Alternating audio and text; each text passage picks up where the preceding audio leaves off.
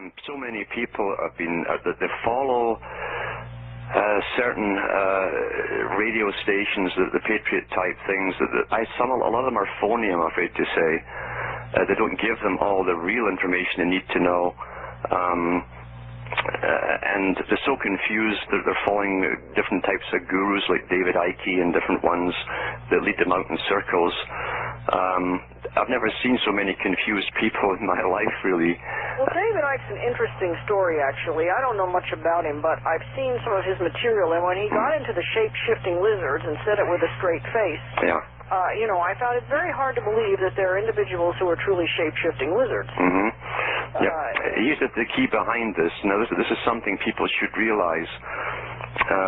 MI5 and MI6 have a place outside the Cotswolds. It's called the Cotswolds outside London, where they train people to go out into the world and create mysticism and confusion. And Aleister Crowley was one of the first men they sent out there to set up the OTO, the Order Templi Orientis, a higher Masonic group, which most people in Hollywood join and most musicians join. And they've followed him up with many others since. Now, David Icke took everyone else's work, who'd done the real investigations.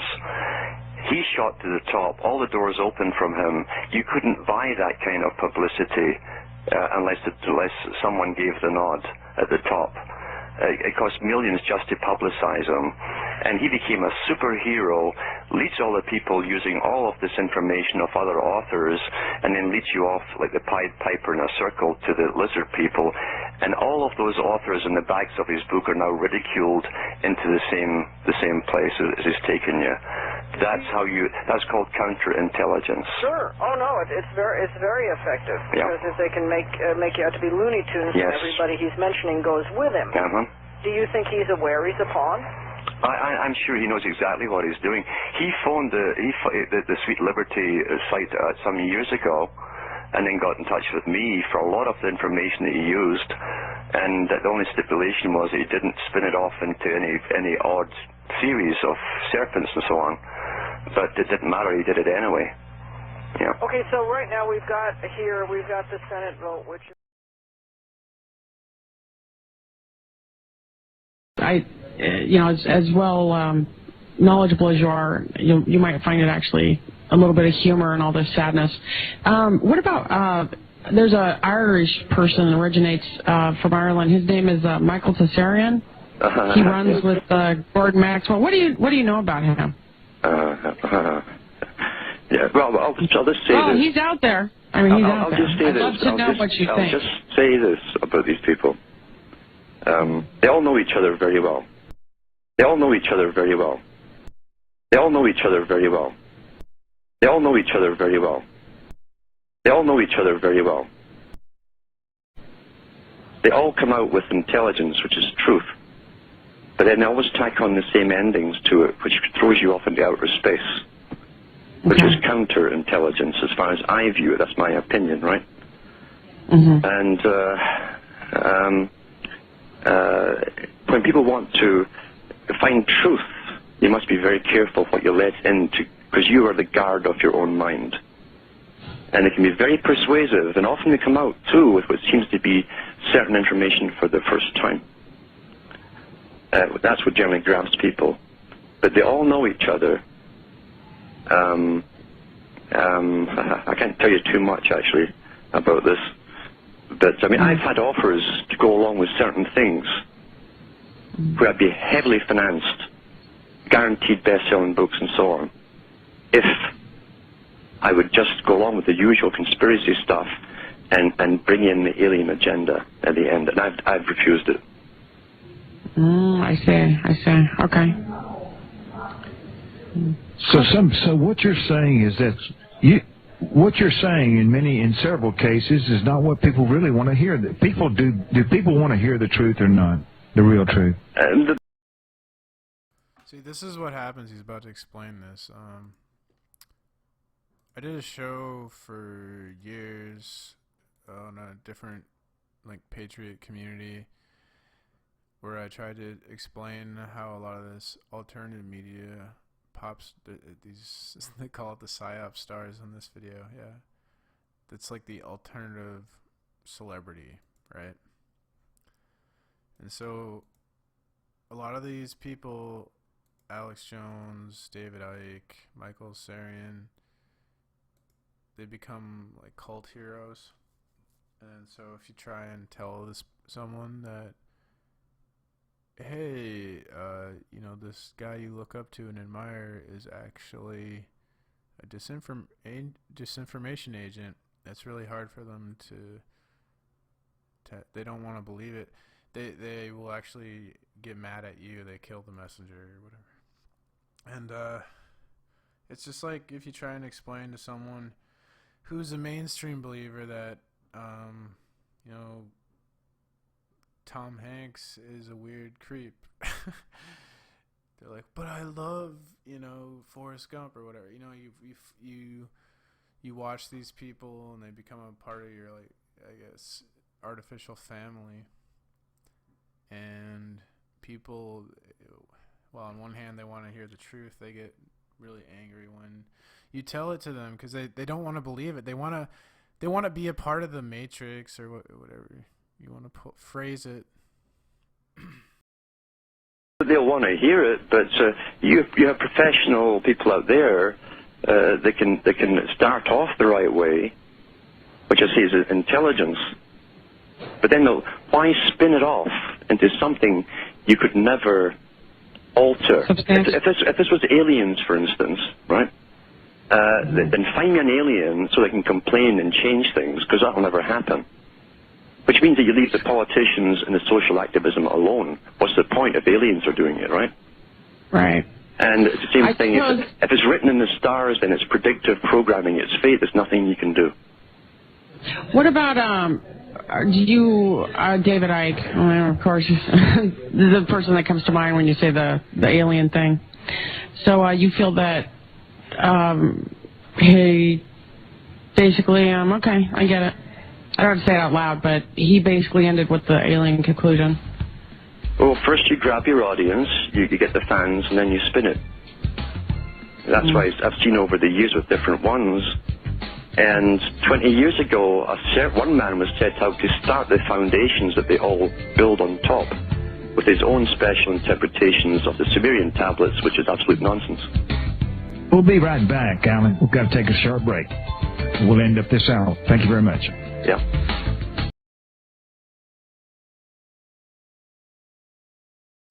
In the Middle Ages, the Catholic Church brought in all of the superstitions and fears and ancient terrors of the unconscious mind, the stage, the rising sea of the unconscious, the place where all things can happen and are repressed and kept apart by the subconscious from the conscious mind, the raging sea where everything can happen, where people will do and see and experience things they would never ever have in their conscious state. That's what dreams are made of, and nightmares.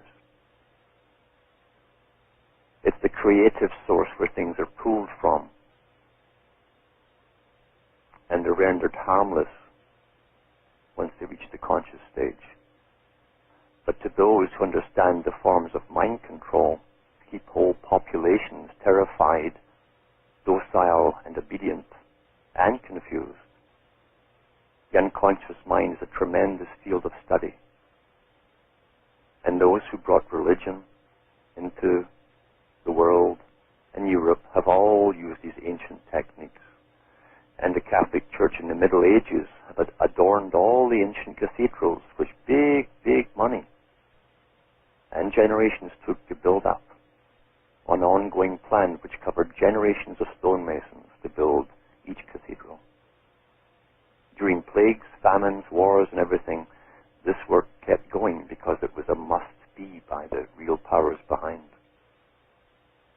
And they adorned these cathedrals and all public offices with gargoyles.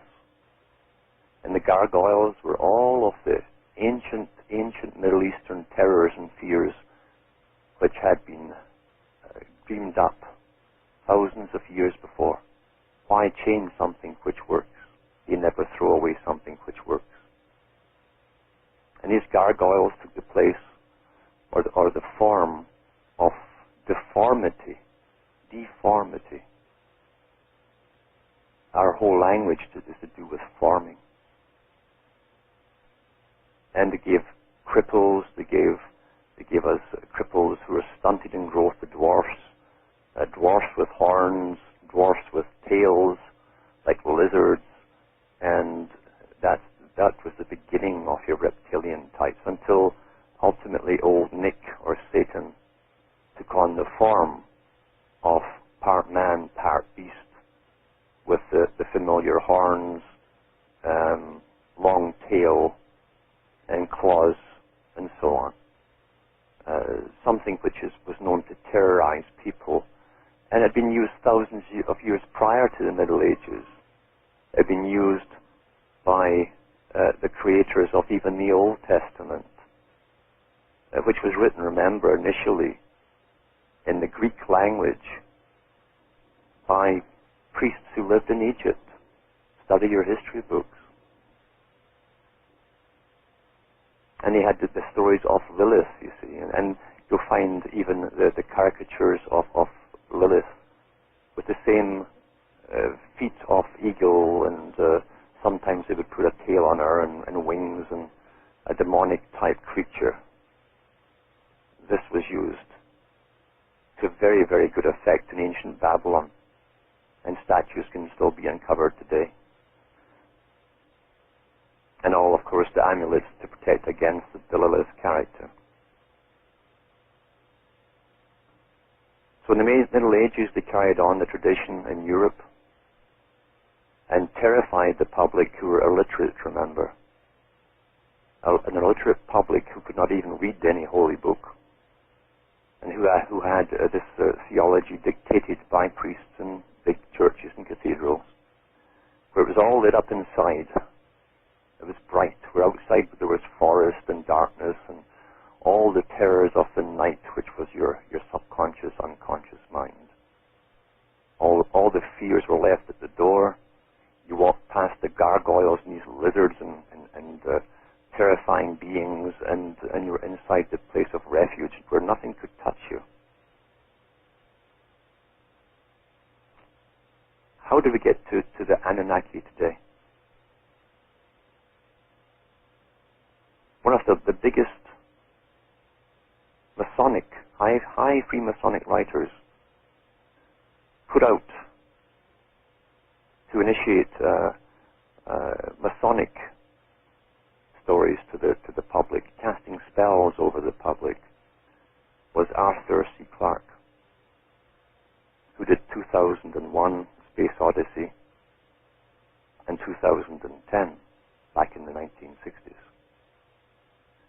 But he's lesser known for bringing out a book called Childhood's End back in 1956. And in this book, 1956, Childhood's End, the world's invaded by all these flying creatures that come just one morning.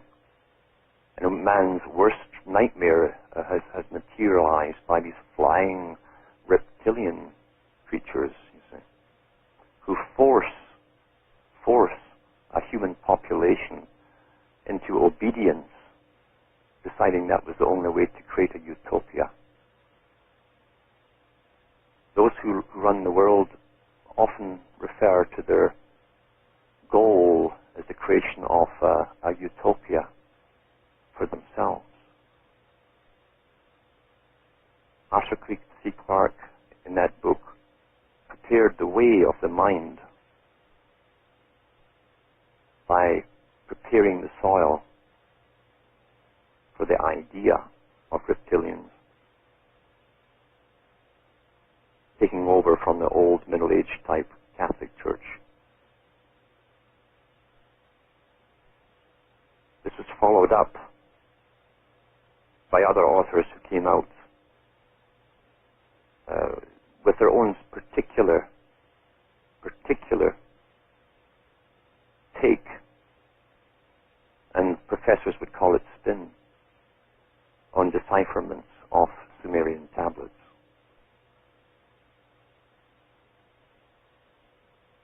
stating that the Anunnaki came and created two types of humans.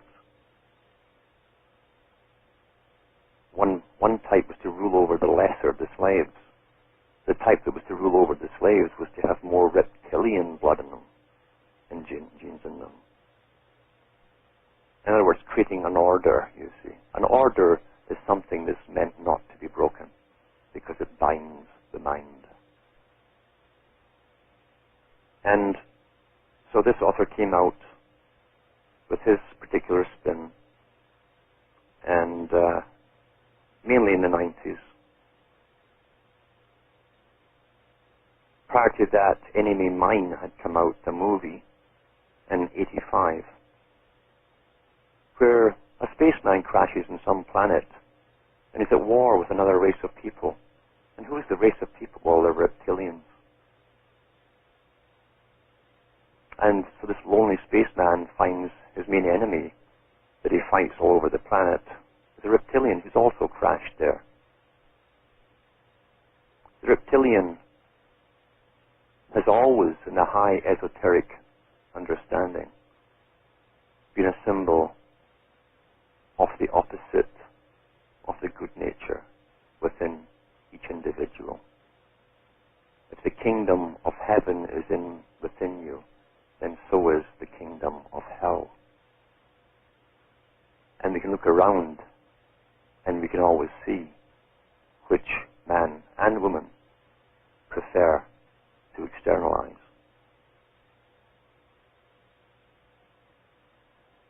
You have Enemy Mine coming out, followed up by a Mr. von Daniken, who in the 1970s came out with Chariots of the Gods. Chariots of the Gods. And all across the major newspapers in the world was this spiel, basically, on Mr. Daniken and how he'd found these ancient rock carvings in South America of these almost Indians riding these solar spacecraft like motorbikes and amongst the stars, and little guys with bubbles in their head like a spaceman, and all of this kind of stuff. And no one stopped to think, why would the major media be promoting this without question? When major books appear across the planet in major bookstores, the bookstores don't come looking for the book. It takes big, big bucks to promote any author out there into the mainstream. Permission is granted from above. And Mr. Daniken's books sold like hotcakes because they were fascinating. And little bits of old puzzles and old stories were rehashed and mixed in with the Chariots of the Gods. And has Earth been visited before by spacemen? And it's went on for quite a few years. He sold lots of books and followed them up in rapid succession, as these authors tend to do with their teams of writers. And one day, it was exposed because one little journalist came out of Britain and went over to where he's supposed to have found these rock carvings. And he found a peasant who was paid a few pesos for each carving that he could carve out of rock. And Mr. Daniken fell from his chariot and hit the dust. But you can't keep a good lie down, you see.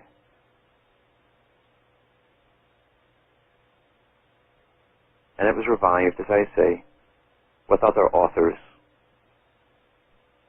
and then Enemy Mine.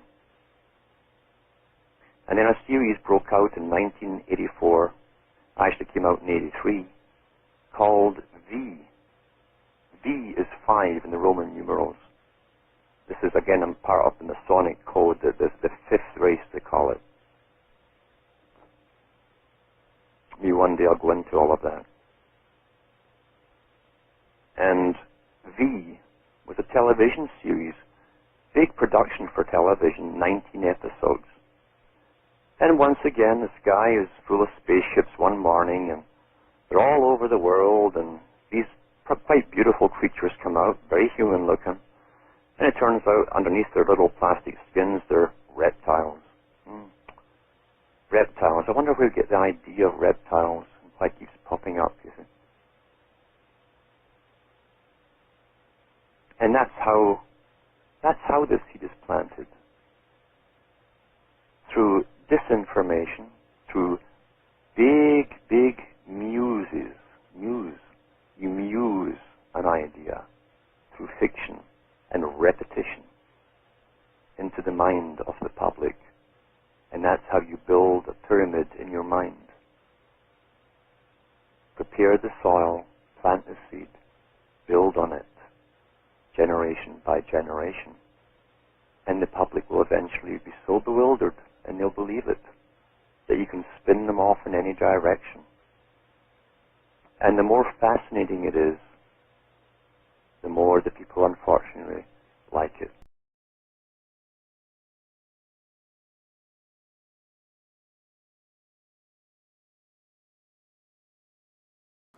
I think that's interesting what he says at the end there.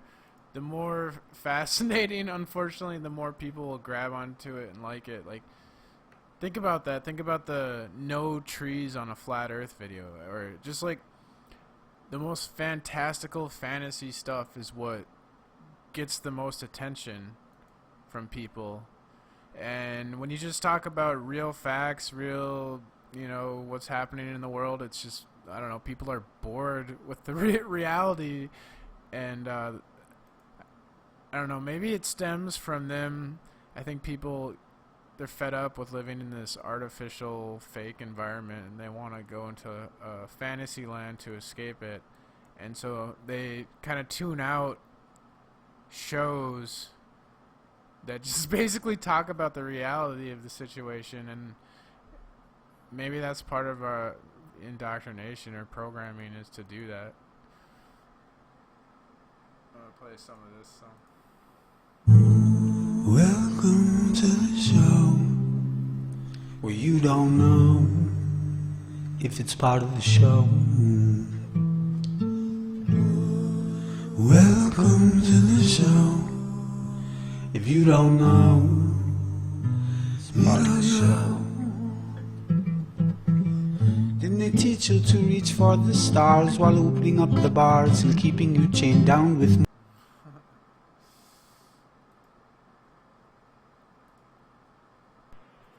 I can remember telling someone back in the 70s that Mr. Daniken had fallen from grace, and the guy was ready to attack me because he wanted so badly to believe in it all, and people would rather kill the messenger than face the truth when they've swallowed a big lie. Today, people cannot tell the difference between fact and fiction. Their minds are so spun with entertainment, and amongst entertainment I include the media. It's supposed to give you what we call news. Your news today is half Hollywood, the Hollywood, the casting of the spell, and the stars they give us to follow, the wandering stars. And sport, circuses, as Mr. Aldous Huxley said. Huxley said the reason the Roman Empire fell because the elite couldn't afford to keep giving the people enough bread and circuses. And that's what we have today, while the new empire, the future, is underway, with all of its plans published for those people who can plow through the dry, non-entertaining books put out by the big boys themselves. There is no speculation involved.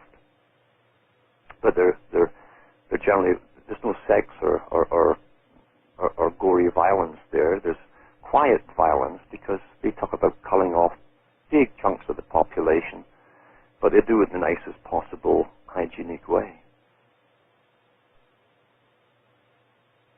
Alien, and the Alien series with Sigourney Weaver, was another series. Who's the bad one there? The terror out of her darkest dreams.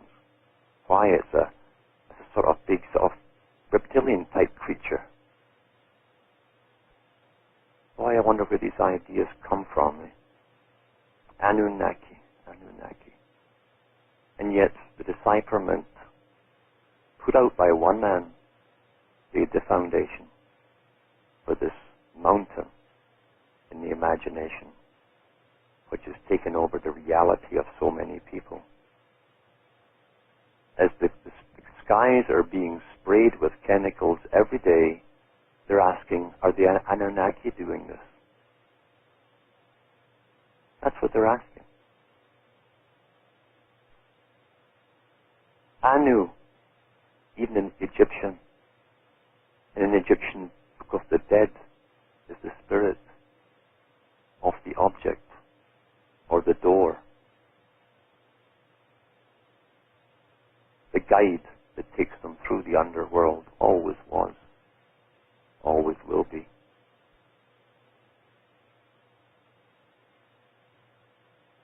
And the spinners of reality into fantasy are backed by some very big agencies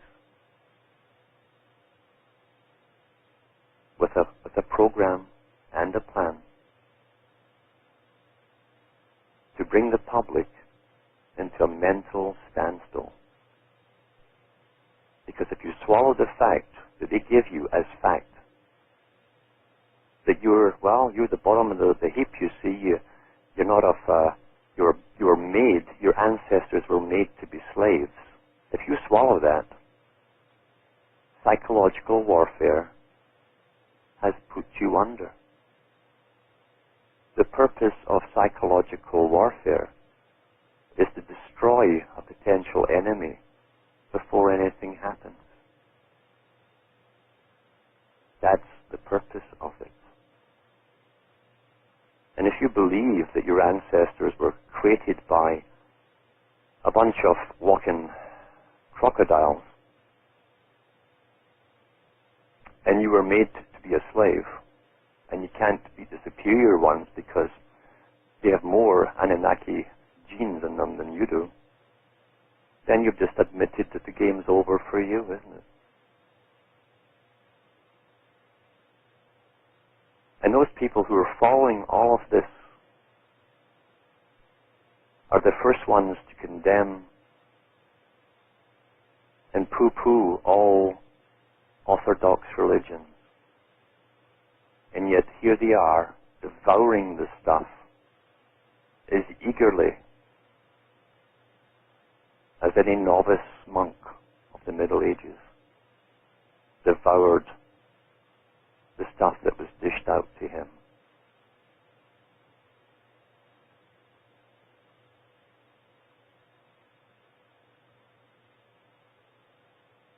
We're going through the biggest changes that have happened, as Brzezinski said, since the beginning of the Industrial Revolution. In the Industrial Revolution, vast peoples were moved vast distances and off the land into these crowded cities that were thrown up as industrial towns and cities.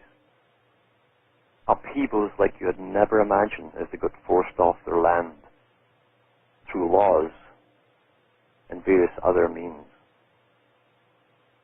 And now we're all getting ready to be numbered and stamped like cattle under the guise of some guy living in a cave in Afghanistan who's threatened to say boo once too often. And we're going through this as a reality, and people are chasing walking crocodiles in their imagination.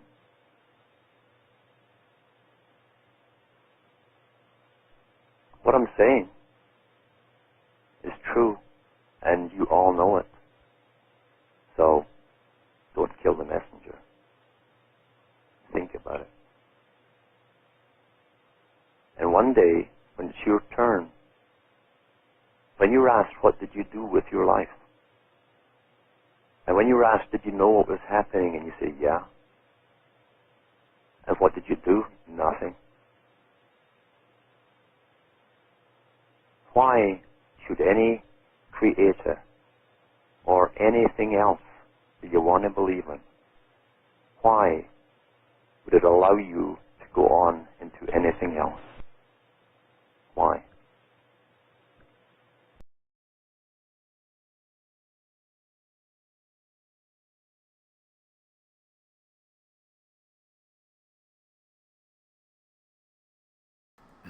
I think he makes some good points there.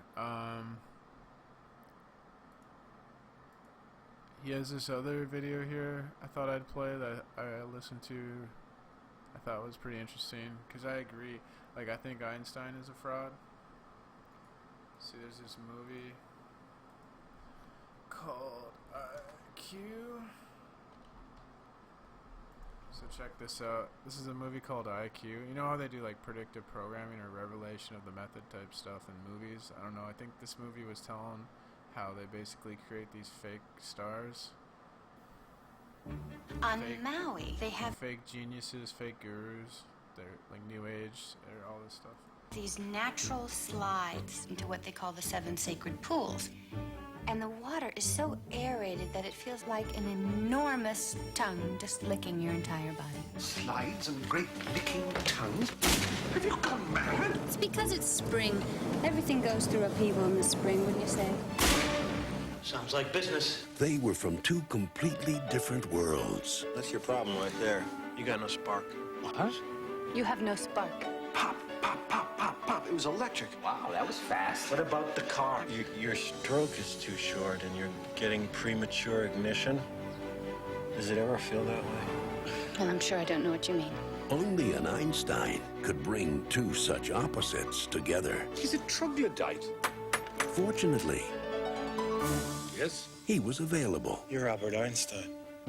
Thank you. Jiving. What makes you think that she would be better off with you? Want a lift? On that? No. No. No. Becoming briefly something you are not is the only way for Catherine to see you for what you really are. What do I do if she asks me a question? Then you say, interesting concept. How do you expect to get away with this? X equals W cubed over pi.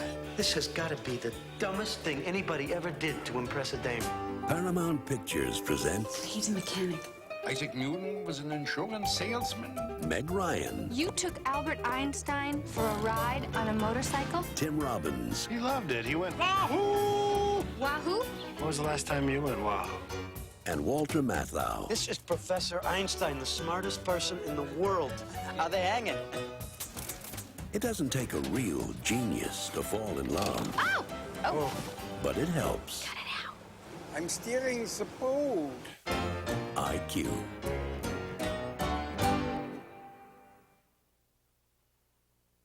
Yeah, so basically in that movie, Einstein himself and his like group of genius friends take an auto mechanic, and they try and make the world believe he's a genius, and yeah. I think that's a little bit of a revelation of the method of what they do to they actually do in reality. Well, when you look at, say, Einstein, for instance, I've never fallen for Einstein's propaganda. He's so typical of the ones that suddenly they pull out of nowhere a sudden genius, just like the same thing with Charles Darwin and many others that belong to the Royal Society, at the highest Masonic scientific group on the planet. Did Einstein? Yeah. And Einstein literally was diagnosed at school. He was classed as an idiot in his school, if you read the biographies on him. His teachers all said the guy couldn't learn anything. They were stunned when he suddenly, years later, he became a famous scientist. But his parents were well connected in Switzerland, and they got him a job in the patent office. And the reward if you work in patent offices aren't there to protect people's patents. Patent offices are set up to steal people's patents for their masters. And because of the good job he did, they made him a famous scientist. C.P. Snow and other people who wrote books on him and interviewed Einstein many times said he never talked about science to people. He always talked politics, but it wasn't just politics. It was a globalized system he talked about that was to come. He referred to it himself in C.P. Snow's books as Zionism, the real meaning of Zionism, nothing to do with Israel. And so at the High Masonic tradition, of course, they do call it Zionism. But hold on, and I'll come back with more after this break.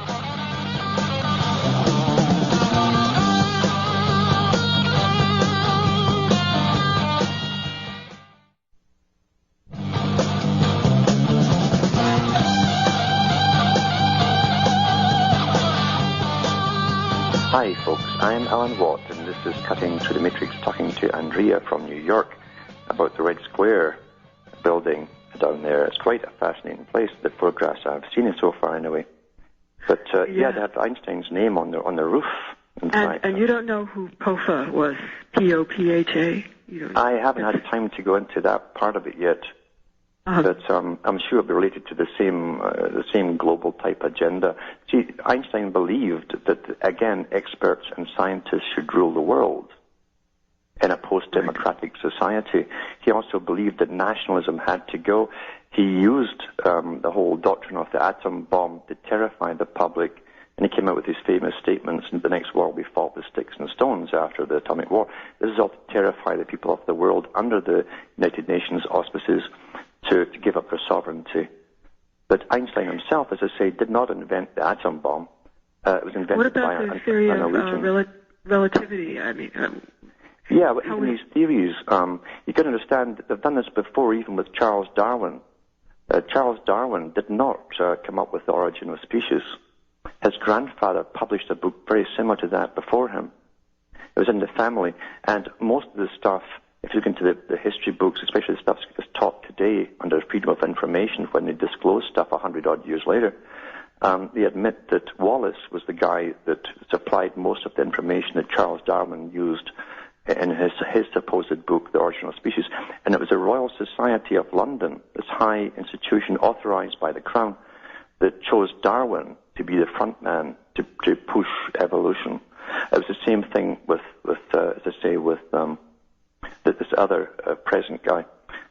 They always give you a leader, and they give them roles to play. And as I say, Einstein's role was primarily political. He couldn't say much at all about science without a few notes in front of him in any speech. And do you think the same thing is more or less true with Tesla? I'm pretty sure. The guy, Tesla did not, when you look at what he supposedly invented, he had to first invent different components to get the main invention working. You couldn't do that when you understand how components work in electronics without having an understanding of what you'd have to do in the first place.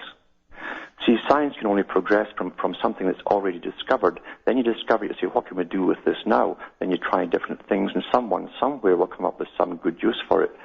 Yet we're told that Tesla just happened to know how to make forms of capacitors and this, that, and the other, things that they hadn't done up until then. And he just did it all by himself, by intuition. That's impossible. The guy was trained somewhere by... See, sciences are very, very old. What the public are given at this level, and at school, and in university, is a lower order of science. I remember listening to, I don't know if anyone's heard of Freeman Fly. He's another alternative radio host guy that he's not super popular, and he's probably an agent or whatever you want to call them. A4 got mad at me for calling them agents. He said I should call them like media clowns or something. It's more accurate of a term, I suppose. But this Freeman Fly guy said, speaking of Tesla, that Tesla was allowed into the underground Vatican libraries, or the secret Vatican libraries, and that's where he got a lot of his ideas for his inventions. And Alan Watts here saying he was probably trained somewhere, and he's one of these guys that's set up to be the kind of celebrity inventor. I don't know. I guess I haven't really looked into Tesla a whole lot, but definitely Tesla's a name that you hear comes up in alternative media, radio, Patriot Radio stuff, New Age stuff. Seems like I remember watching Drunk History about him, and the guy called him an electric Jesus. It's kind of what he is. It's weird. It's like everyone who's into whatever they're into, they seize upon Tesla and they use him to further whatever they're into. I don't know. It's kind of, I don't know. He's an interesting character, that Tesla. We are literally living in the past, in a sense, when it comes to medicine, physics, and biology, and chemistry. That's the lowest order. They have 2 orders above that. Mm-hmm. The higher orders get weaponry, and the higher echelons, even above CIA, the Secret Services, and the ones at the very top have the real stuff that really, really work. And literally that they're years ahead of anything that the public are ever told about. So, just one more question about Red Square. Did you notice the trapezoids? There were a couple yes, of trapezoids. I did too. And the situation, even the way it faces south, that's because the sun, of course, is highest at noon in the south, you see. That's why it's really in the south, not because this revolution started there. And the Grand Master always sits in the east, where the sun rises. Yeah. Okay. That's highly Masonic. That's what it is. All right. But thanks for calling in. Yeah, we don't really have time to go into that too much tonight. But for Dave and...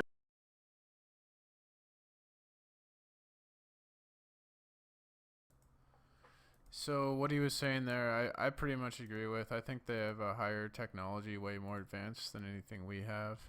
And they're able to use this to pull off something like 9/11, and then we sit here and debate thermate or mini nukes and all this crazy crap because they use a technology that we have no knowledge of, in my opinion, so we'll never be able to determine how 9/11 went down exactly. But yeah, I think they have technology way ahead of what we have. UFOs are an example of this. Like the Phoenix Lights is a pretty credible UFO sighting, since like an entire city saw these lights, and I believe the UFO are not, like, I think the alien there's an alien agenda. It's not aliens, and I think it's secret government technology, in my opinion.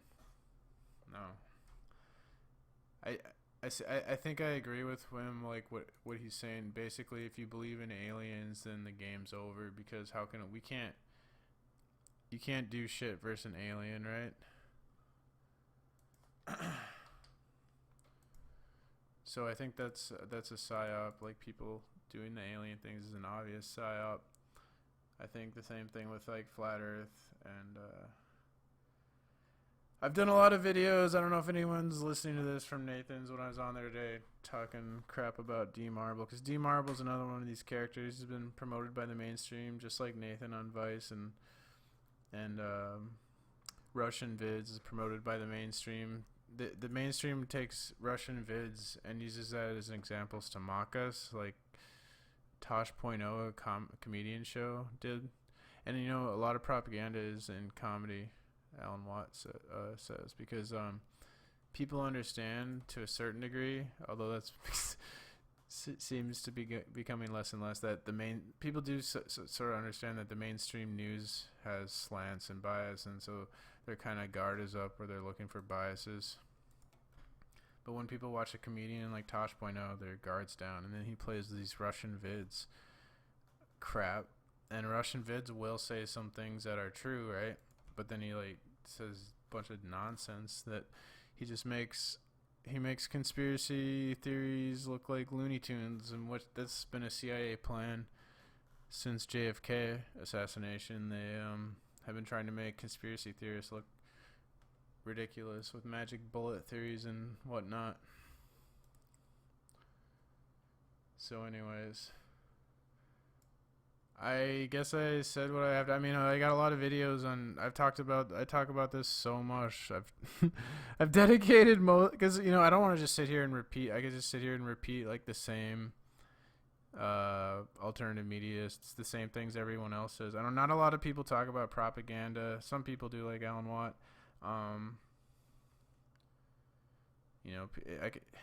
It'd be so easy just to say, like, I guess the earth is flat and then get a bunch of views, and because people hate you, and then because some people believe you, and then you get donations on both sides.